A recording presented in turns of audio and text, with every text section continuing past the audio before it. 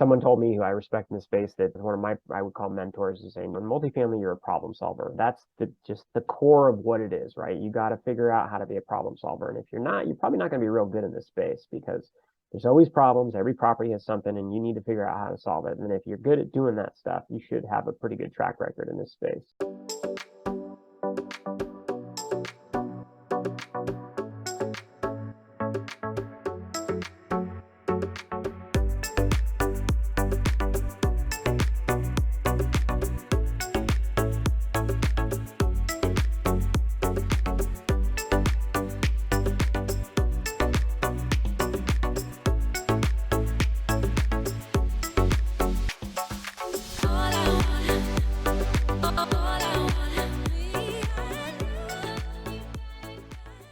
If you're watching this on YouTube, make sure you smash the like and subscribe buttons.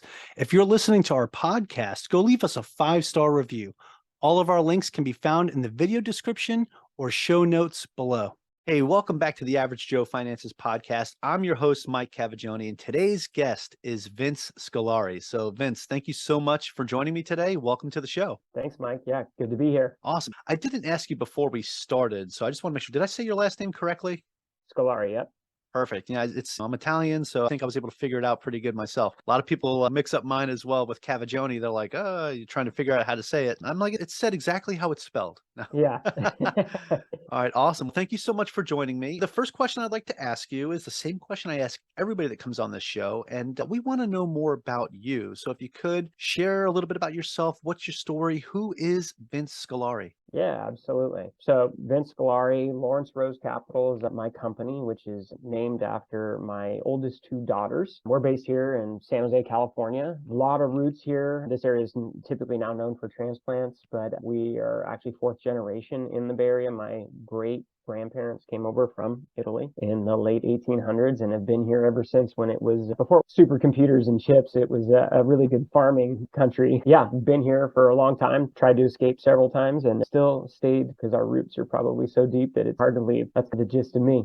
Awesome. So they came from Italy and went to California. Yeah, very interesting. It's been like the standard thing when you think of the people that come from Italy and wind up in the States. They all went to New York and New Jersey. Yeah, it's interesting that they chose California, but like you said, it was all farmland and everything like that. I know my grandparents immigrated over, same thing, where they moved to on Long Island, New York, particularly picked the spot that they picked because they were able to have a farm there.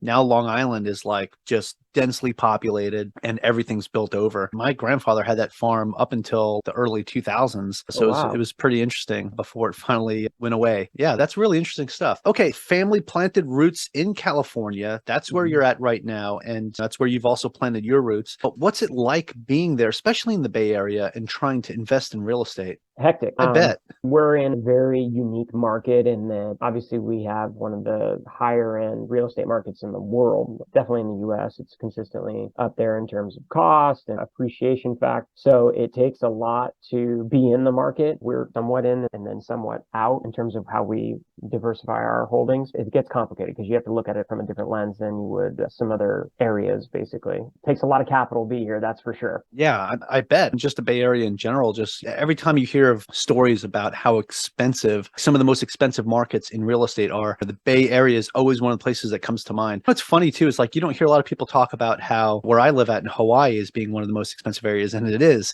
But if you look at all those lists, you never see Hawaii on there for some reason. It's really weird. But okay, I also live in an expensive market, so it's been one of those things that as I started investing in real estate, I looked outside of where I lived at. I looked far beyond the reaches of Hawaii and looked back on the mainland and started investing out of state. So is that something that you've explored as well? Yep. Actually, that's pretty much predominantly where we've gone with it, just because of the limitations here in California. We still have some holdings, again, as I mentioned here, but they're from years ago that have just tailed through. There's just a lot that you have to get through in terms of rent control, landlord laws, and things that just, there are more barriers to entry. It's not that it can't be done. You just have to take a little bit different approach. And when we were starting to really put a lot of energy into real estate, we wanted to take a little bit easier path to get through some of these things in order to get our assets up and going. And operating for us, basically. We chose to start diversifying outside of California for those reasons. Okay, right on. So what kind of markets do you focus on? So we have a pretty heavy presence in Arkansas, the Little Rock area. We have some in our most recent acquisition was actually in Denver, Colorado, and then in Arizona as well, Tucson, Phoenix area. I know a lot of people that started investing pretty heavily in Arizona. As a matter of fact, I went to a conference out there earlier this year, and a lot of people that were there were like, yeah, we came to this conference because we also wanted to check out Arizona and check out the area because they had a high interest of investing there. But not only that, but it's also been one of those states where you see a lot of folks migrating to particular areas like Phoenix. What was the other one? Like right outside of Tucson. So you see a lot of spots like that. So it's interesting because you have a lot of, I guess, higher net worth individuals moving out of these larger city areas, like moving out of the Bay Area, moving out of Manhattan and stuff, and trying to get somewhere where they could retire, and they're picking these spots. And one of the things that I think a lot of investors are seeing is the benefit of that is because of the larger influx and the more money coming in, rents are going up, the price of the assets are going up. So as when you're in there and you're scooping those up, it's putting you in a pretty good position for the future. And I like talking about that a little bit because when we talk about real estate, we like to talk about the future, right? A lot of people think, oh, if I start investing in real estate, I'll be rich in a couple of years and blah, blah, blah. It's not about that. It's about building wealth within the 5, 10, 15 years down the road. That's always what you're looking at. So is that something that you've found that you got into these markets and you're starting to see when you picture what it's going to look like 10 years from now? What is it that you're seeing? Yeah, it's a great point, and that's definitely goes into the whole lens of what you're looking at and where you're trying to go, especially if you're focusing. It doesn't matter where you are and what area you're investing in, but you should have a pretty good idea of the economics of the area. Real estate is a very hyper-focused, block by block type of investment, and if you don't know, you can think about just whoever's listening, your market, right? You can think of the areas that are good areas, are okay areas, and are bad areas, just based on the stuff that's going on in those areas. And you want to know that. And if you're looking at a particular market, you need to really dig in and research that information and find out where those pockets are that, you want to invest in. And I'm not saying you like a bad area is something you couldn't invest in, but you better have that lens going into it and know. You don't want to go into it expecting, wow, this is like a great area, and then have it not be such a great area, because that changes the whole dynamic of that property. Yeah, you can't treat it the same. No. So yeah, it's a good place if you're starting is to have those views of the areas and then continue to break it down into the different pockets. And that's ultimately how you're going to find opportunity, right? And that's what we pretty much do, is find value add investments, stuff that is in an area that's showing those upward trends in population growth, household income growth, just certain things are going in that area. There's a brand new mall being built, or it's an old school property that's been there. It's got a lot of good demographics, but they're building a brand new class A across the street that's going to uplift the area, and things along those lines, where you get into those little things that are going on within that city or county that are going to help the area. Yeah, Vince, that's awesome. I was going to ask you, that was going to be my next question for you, is what are some of the key factors you're looking for when you pick a market to start investing in? But it sounds like, by the way you're describing your investments, is you invest in multifamily. Yeah. So are you doing syndications? So we have our wholly owned stuff and syndications as well. So it's just we're doing more and more syndications these days, because you start getting that traction, and then you don't want to turn down really good deals. So you find ways to make them work. And syndication is a great tool in the toolbox to continue building on that momentum. Being in the real estate game, it's hard to get started, but once you do, you start building that credibility, and that helps your momentum. And it's like one on top of the other. You just keep stacking, and it builds that momentum, and those tailwinds it becomes a lot easier to get that traction. But you got to learn to use the different tools in the toolkit. And ideally, some people just have different ways of starting out. We were looking for our own deals starting, and we built that, but then you run out of your own capital after a while too. You have to find ways to replenish that and continue to make the deals work with what you have. And so we had the experience and the know-how, and so we just needed to backfill in with being able to raise capital and do that. And that's what ultimately led us to the syndication portion of it. Okay, right on. Now, so you said you're doing syndications, but you're also doing like your own thing as well. So are you talking about, is that also multifamily? Are you doing JVs with that with partners, or are you talking about like you're picking up some single family homes or anything like that? No, it's all multifamily. So yeah, Okay. Most of our stuff these days are joint ventures. We have stuff that's basically how I got started, was through family. Got into a joint venture with family and kind of just kept trading in and out of stuff there. So we have that portfolio that's building. And that's how I started getting actually kind of trial by fire.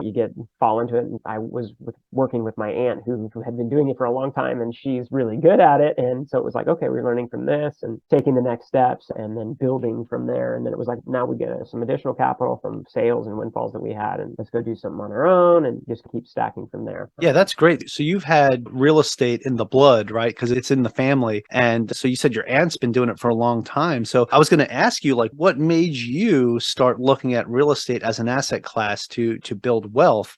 But it sounds like it was embedded in the family.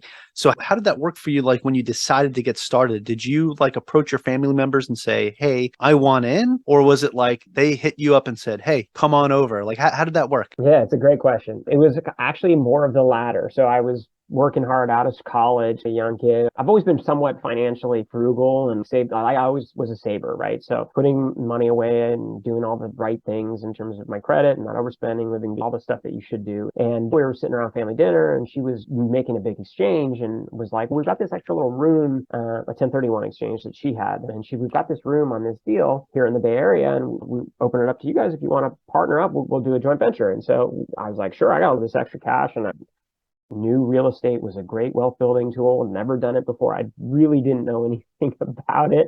Was just like, here, do this, and going along, it went for, so that first investment actually was kind of eye-opening because it was like 2007, so right before the big crash. But my aunt really knew what she was doing, and that investment actually, we ended up selling it like 2014, I think, and it sailed really well even through the financial crisis because we bought it. It was a very good value add opportunity. But long story short, I started seeing these little dividend checks and it was like, oh, okay, this isn't overly sexy, a couple of $100 here and there. But then we sold it and it was like, you get this big windfall and it was like, whoa, okay, now I can see where this is going. So that really opened my eyes up as to the power of what real estate could be. So I forced myself to really dive in and educate myself on real estate. So I started going down the path that's when podcasts were becoming really popular and started listening to the Bigger Pockets Avenue and getting on the forums and starting to try and network and go out to people. And then that's what really escalated my journey as I started self-educating myself and then finding the right things that I wanted to invest in and how I wanted to invest. And then you continue to steamroll it from there and find partners and so on and so forth. Yeah, that's great. So it's funny because you had your aunt that put the bug in your ear for real estate, right? And in my family, it was actually my uncle who actually put the bug in my ear, and it's always been back there. And when I finally started doing it, like the first person I called to say, hey, this is what I'm doing was my uncle. And it was really cool. And I was like talking with him over the phone, running numbers with him, saying, hey, does this make sense? And he either told me if I was stupid or if I was doing something good. It's really funny though. Like if I like that because I can relate when it comes to the family member that got you into it, right? Yeah. Now, mind you, it took me a very long time to take action on it from the initial conversation that I had with him, probably 15 years before I finally took action on it. Yeah, a little different there. So you got into that first deal with your aunt, right? Mm-hmm. And then you said, okay, this is cool, right? You were getting the little dividend checks and then it sold. And were you doing anything else between 2007 and 2014, or did you hold off until when you saw that windfall and you were like, whoa? Yeah, no, I like you just was like, all right, and I didn't really it never really clicked. So It was just like, okay, I'm tucking it away. I'm not thinking about it. That building down the street that my nose, look, it's still standing, right? It's there. That was about as far as it went for me. It never really registered. And two, you don't really, as a younger professional, I just didn't understand the tax effect of it either. So those things didn't start really clicking with me until after we sold the building. And then it was like, okay, like the light bulb went off and I need to start really going down this avenue, and then just went on a warpath, educating myself, meeting people, talking to people, even just networking with as many people that I knew were in real estate, talking to friends and other family members that were in it, and just trying to just keep absorbing as much as I could about the lingo, the terms, the different types of structures, the different asset classes. And then you can hone from there. You can take that broad shotgun approach and just hone your skills down when you find what works and appeals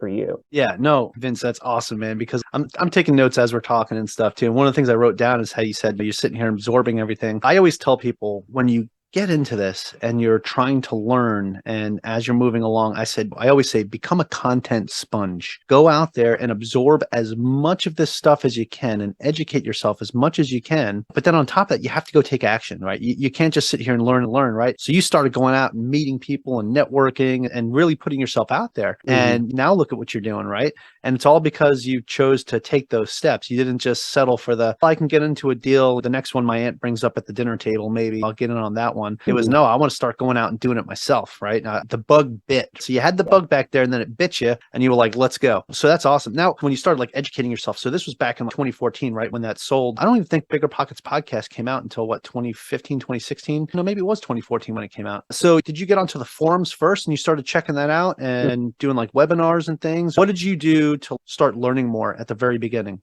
Yeah, I set up account, Bigger Pockets, started reading the forums like aggressively every day. I think they started the podcast around that time. I started searching around for other podcasts that spoke about real estate. I started listening to them on my way to work. I started reading I went to the bookshop and started buying books on real estate, found as many as I could, and there's a ton of them out there. And so just started reading and getting the knowledge and trying to absorb as much as I could about how everything works and just getting your comfort level to the point where you could actually go out and start speaking to people about making a transaction. And then from there, I like your comment is, yeah, you can sit there and absorb it and be a sponge, which you need to do because you need to know that. But if you don't do anything with that information, it doesn't do you any good. So I knew the next step was I needed to go out and take action. So I went out and was looking for a market. So I didn't want to be in California. I'm still a younger working professional this time. I didn't have a ton of capital. I had a decent amount of capital, but I knew I needed to focus my energy out of state. So you started researching areas and started talking to people on the forums, and I ended up landing on Columbus, Ohio. It was a good market that I thought would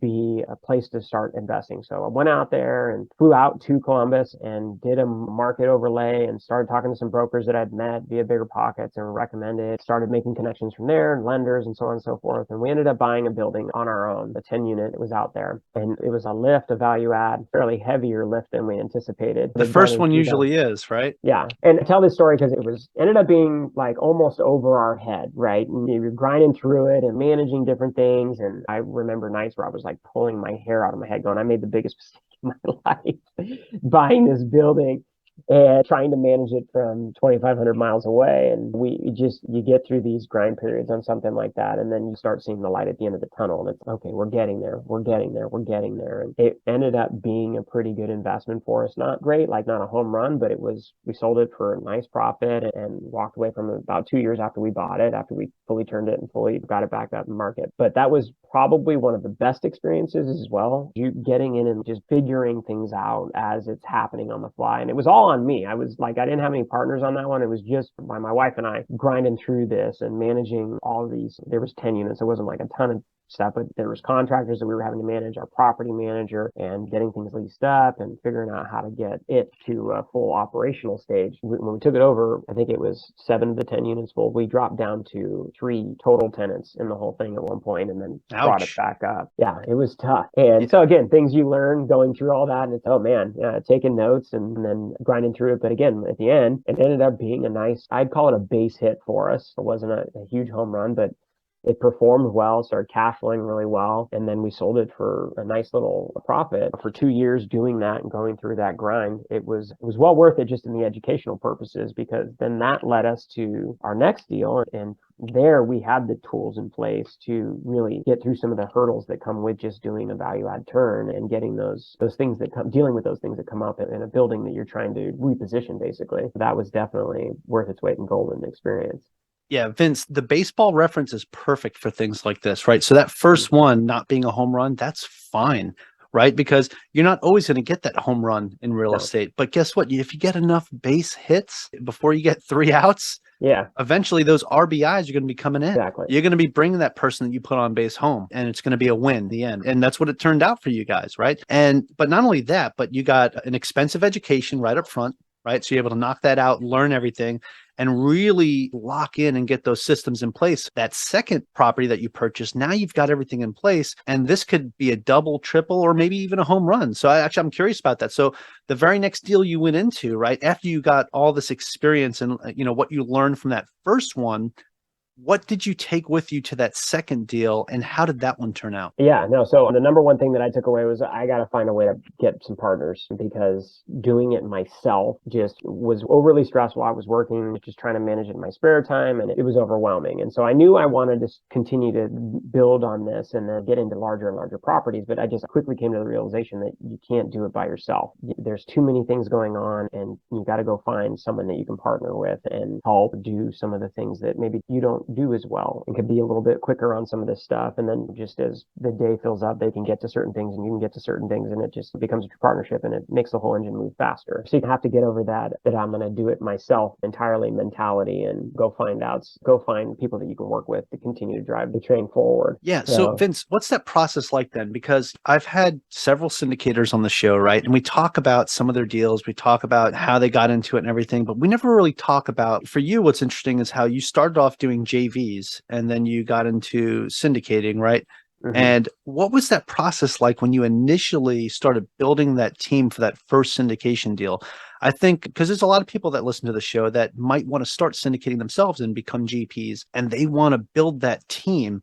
So what was it like forming the team? How did you meet the people? How did you convince them to come on board with you on this crazy ride? Spill the beans, so to say. Yeah. No, it's intimidating for sure, because unless you're people that are in your area that you know are on the same path as you, and you can, all right, we work together well and we can do this.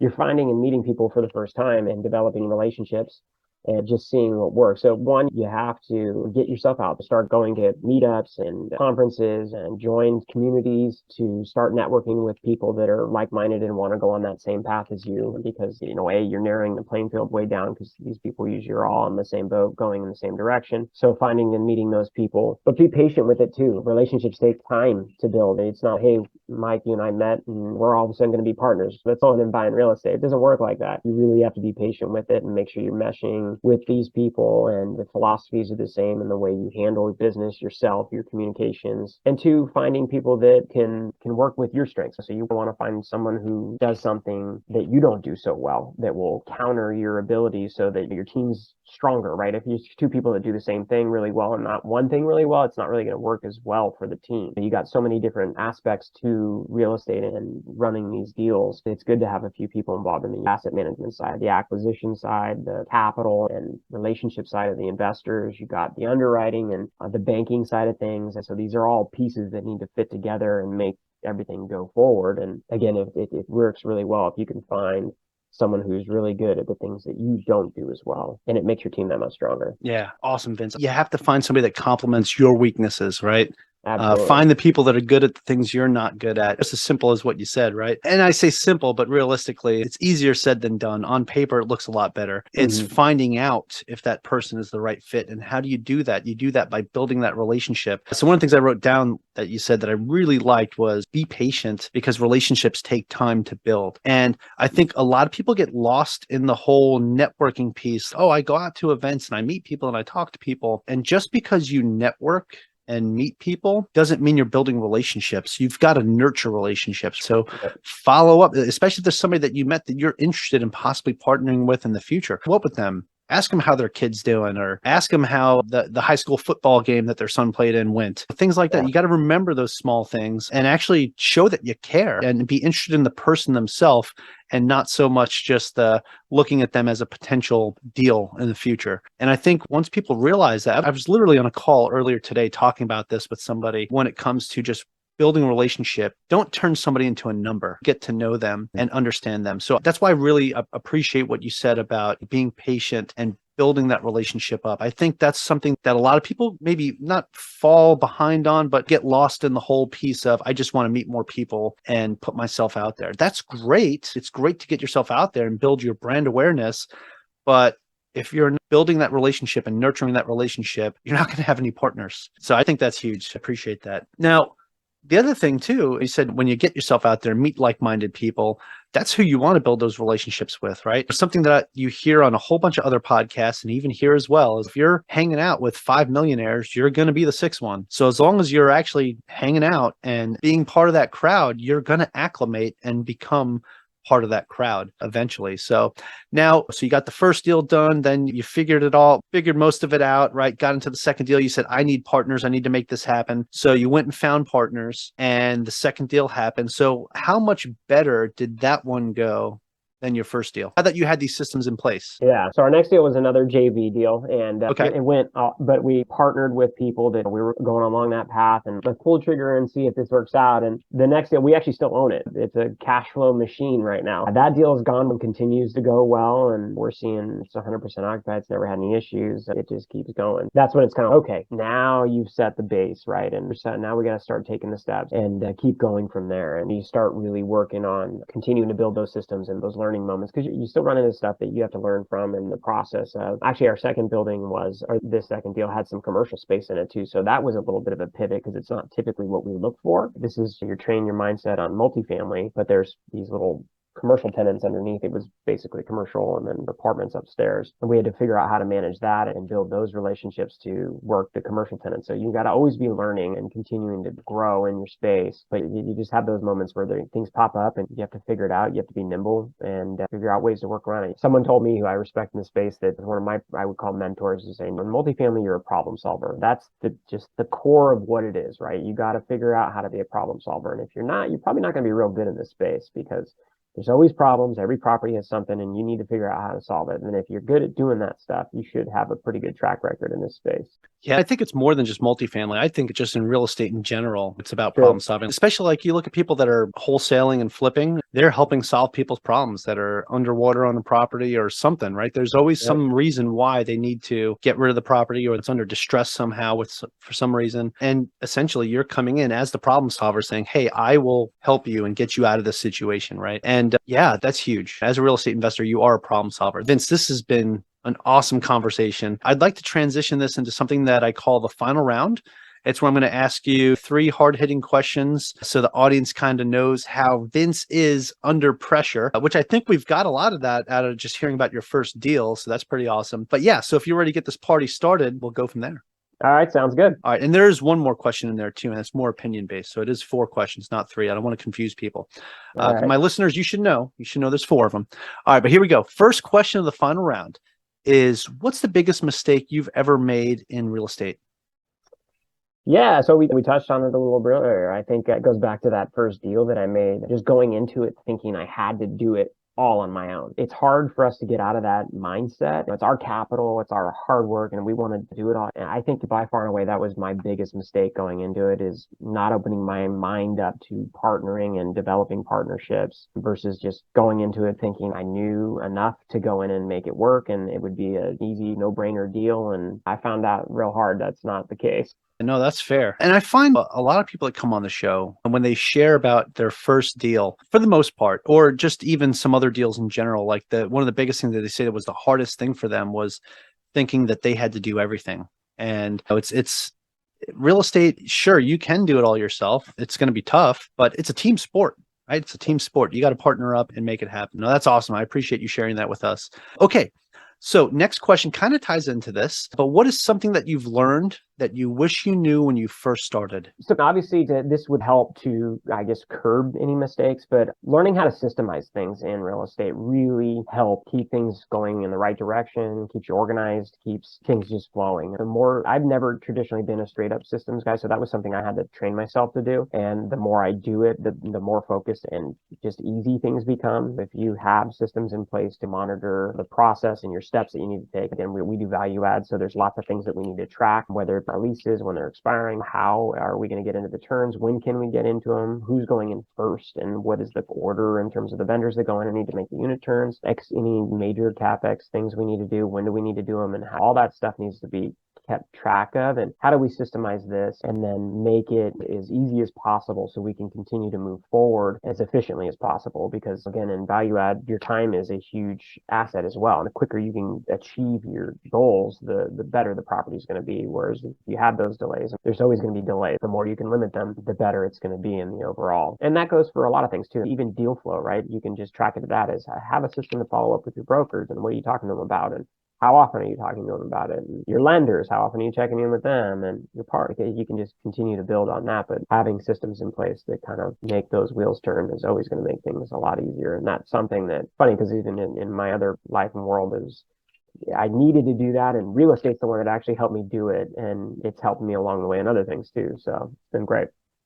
Yeah, no, Vince, that's great. Having those systems in place is like you said, it's going to free up your time so you can focus on the larger dollar deals, so like the larger per hour dollar deals. Absolutely. And that's the important thing, because if you're spending your time trying to do like getting down in the nitty gritty of things that you can delegate that down to someone else by putting a good system in place, save time is money, right? Because that is essentially what we do, right? We trade time for money. So how much money are you going to trade your time for, right? That's the question you need to ask yourself. No, I definitely appreciate that. Have those systems in place. One, it'll just make life easier, but two, you're going to realize in the long run, it's going to generate you way more profits. So awesome. Okay. With that, again, this third question all kind of ties into all this. Do you have any tips or tricks that you would recommend to someone that is just getting started today? Yeah, I'd go back to our whole conversation about being a sponge. Do as much as you can, learn as much as you can. On your own, you need to self-educate, whether it be through podcasts. And there's so much information out there now that you can develop a pretty good baseline of education for free out there just by searching the internet and podcasts and all that. So put that effort in and build that baseline, and then figure out where you feel you might be good at in the overall real estate thing. Again, you're going to be able to niche yourself down into certain areas that may be able to add value. If you're doing it on your own, you need to find your path. But just circling back to the partnership thing, I think it added huge value to me when I figured out where I could benefit somebody and how I can add them. You get into this cycle that we're talking about is networking, and there's a lot of useless stuff that you're doing while you do that. And if you're not making it work to where you're adding value to you and someone else, it's not going to really get you anywhere. So find what you're good at or potentially could be good at, and adding value to a potential partnership or something like that is going to help tremendously. You could be, for example, if you're in a really good market that people traditionally are trying to go for, then you could potentially be a boots on the ground asset guy or girl. If you're really good at doing spreadsheets and numbers and stuff like that, then maybe you can be someone who can handle the underwriting on the team and help bring value that way, because plenty of people out there need really good underwriters, are good at communicator and good with people. You could be the asset manager and helping with that, and also help with, if you're going down the syndication path, help with capital raising side of the business and investor relations and things like that. Again, take that broad spectrum view, figure out as much as you can, and then try and figure out what your niche would be within the space and how you could add value to somebody and some potential partners or group that would accelerate your journey. Again, it's a team sport, and wherever you can find that groove is going to make it so much easier for you. Yeah, Vince, I love that. Go out there, find your specialty, what you're good at, focus on that, and then bring that to a team. If you're bringing what you do well to a group of people that do other things well, that's just what adds to the success of the entire team. And if the team's successful, you're successful. Yeah, that's awesome, man. Okay, final question of the final round. And that is, do you have a favorite business, investing, or real estate related book or podcast, or both? I'll take on the one that I'm really heavily focused on right now. Is I'm reading $100 Million Offers by Alex Hormozi, who I started following his stuff. He's got a podcast as well, free YouTube channel, and he's big on a lot of the social media channels. He's more of an entrepreneur business owner, so it's a mindset thing with him, and coming from a real heavy sales background, he talks about just how you speak to people and creating a conversation that you can somewhat, it's like influence and things like that, just making sure that you're creating offers to people, whether it be in everyday life or in business, that make it hard to say no to, basically. Okay. No, I love that. I wrote that one down. I don't think I've heard that book yet. And you said he has a podcast as well. What's the name of his podcast? Let me double check it real quick. I want to make sure I get that out there for my listeners. So always happy to share other podcasters that put out great content and great information. It's because The Game. Okay. The Game awesome. by Alex Hormozi. Awesome. His book's a good read too. It's quick. He's very precise and to the point. It's a fast read for a business book. Good. I like fast reads. He's very engaging. And then I'd recommend follow him because he always puts out free clips and stuff. And in terms of mindset and like focus and the way he does it, he's really good. Awesome. Thank you for sharing that, Vince. Now, speaking of following and all that good stuff, I have to ask you the most important question of all. Now that the final round is over, I do have one more question for you. And that is, where can people find more information about you? If they want to learn about who is Vince and they want to learn more information, Do you have a website, social media, anything like that you could share with us today? Yeah, absolutely. So our website, lawrencerosecapital.com, has a ton of information, all our contact info on there, and that's LAURENCE. And then we're also on Facebook and Instagram as well. Feel free to give us a follow. And then my direct email would be my first initial last name, so vscolari@lawrencerosecapital.com. Anybody has any questions, feel free to reach out, connect. Love meeting people in the space. All right, awesome. Vince, again, thank you so much for coming on and having an awesome conversation with me. This was really a treat, especially to get down into the nitty gritty of how to start a syndication. I really think that this is going to be a good value add to my listeners, especially those that are getting ready to get out there and get started in this space. So again, thank you so much. Absolutely. Good being with you, Mike. Yeah, awesome. And hey, to my listeners, thank you so much again for joining me today on the Average Joe Finances podcast with our special guest, Vince Scolari. So go leave us a 5-star review and tell us what you liked about today's particular episode with Vince. Aloha from Hawaii and have a great rest of your day. Thank you for making it to the end of this episode. Greatly appreciate you being here with me today on the Average Joe Finances podcast. If you haven't done so yet, make this the episode that you go leave us a 5-star rating or subscribe to our YouTube channel. The Average Joe Finances podcast is for informational and entertainment purposes only. Have an outstanding day.